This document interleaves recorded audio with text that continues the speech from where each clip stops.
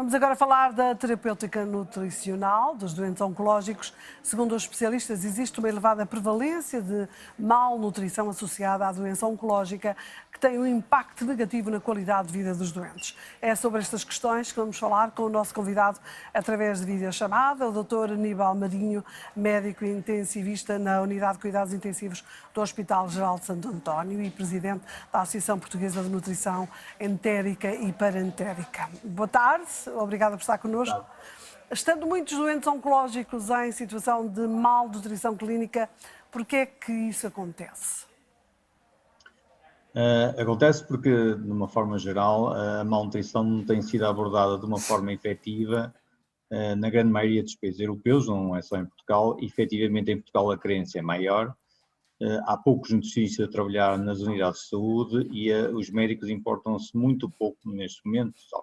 Talvez importem-se um bocadinho mais, mas importam-se muito pouco com o estado nutricional dos seus doentes. E só para ter uma ideia, só há cerca de 2 anos é que foi aprovado o rastreio nutricional, o estado nutricional à admissão nos hospitais. Até aí nem sequer se fazia rastreio, portanto não se sabia qual era o estado nutricional dos doentes nos hospitais.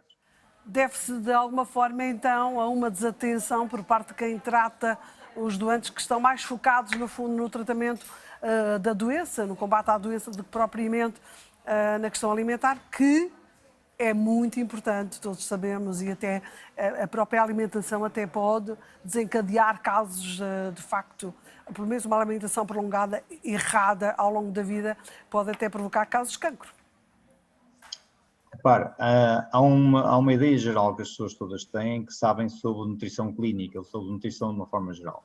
E, portanto, há estes casos de extrema obesidade ou de extremos riscos de malnutrição, em que há malnutrição por excesso, que é a obesidade, e há uma malnutrição por defeito, que é a desnutrição. Portanto, este conceito geral que todos nós temos, que sabemos nutrir-nos de uma forma adequada, leva a que nós desvalorizemos a malnutrição, ao fim e ao cabo. Portanto, é importante que mudemos este paradigma, começamos a ter uma atenção mais precisa sobre como abordar a malnutrição dos doentes. Para isso, precisamos ter, por um lado, a ideia geral, quantos doentes malnutridos entram no hospital. Estudos efetuados dizem que 1/3 dos doentes que entram no hospital estão malnutridos do ponto de vista de desnutrição. Há outros estudos que apontam que em certas enfermarias metade dos doentes estão malnutridos.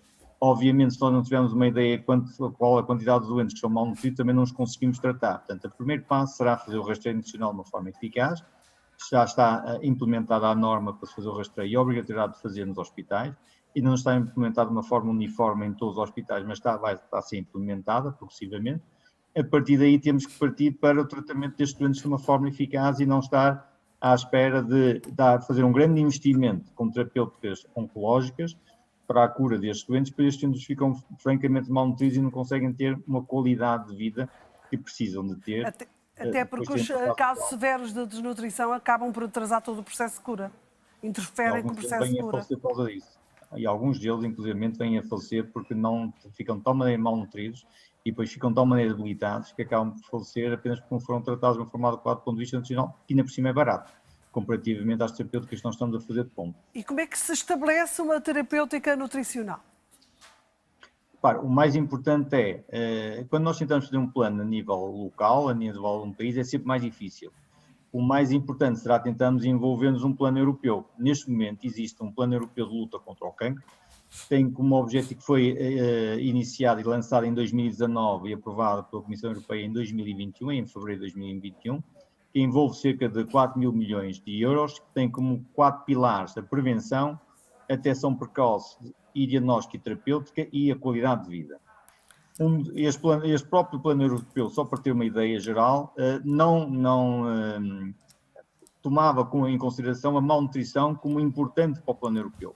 Foi preciso um conjunto de países que faz parte da ONCA, que é um conjunto de 19 países europeus, ter alertado a Comissão Europeia que era importante pôr a malnutrição também neste plano europeu.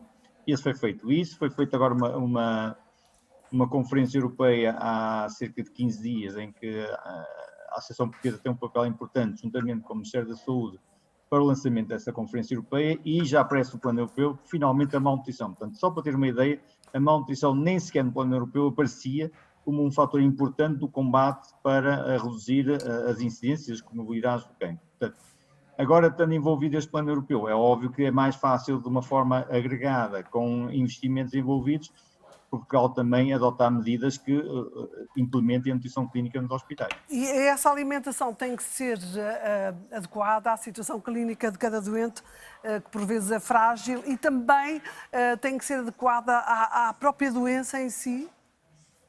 Tem que ser adequada, repare, há neoplasias que são de tubo digestivo, podem implicar que nós tenhamos que fazer uma nutrição não por via digestiva, mas por uma veia chamada nutrição parentérica, portanto, um acesso venoso.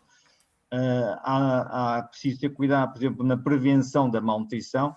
Há doentes, como você compreende facilmente, quando uma pessoa tem um diagnóstico, ou vai ao médico, o médico põe em alerta ao doente que provavelmente tem uma neoplasia, tem um cancro, é sempre uma palavra, cria algum estigma na própria pessoa, as pessoas imediatamente perdem peso, imediatamente perdem o apetite. E depois desse processo entre dizerem que provavelmente tem um cancro, até a confirmação do cancro, até a início terapêutico, muitas vezes prolonga-se por 1, 2, 3 meses, e agora com a pandemia ainda se atrasou muito mais. E, portanto, durante esse período as pessoas perdem inexoravelmente peso, muitas vezes não associado ao próprio cancro em si, mas sim à parte psicológica que estas pessoas apresentam de pensar em que têm um cancro e imediatamente perderam peso. Essas pessoas precisam ser acompanhadas desde o início, porque se perdem peso nesta fase, quando começarem com os tratamentos, com quimioterapia, com a radioterapia, com qualquer outro tratamento inovador, vão perder muito mais rapidamente peso.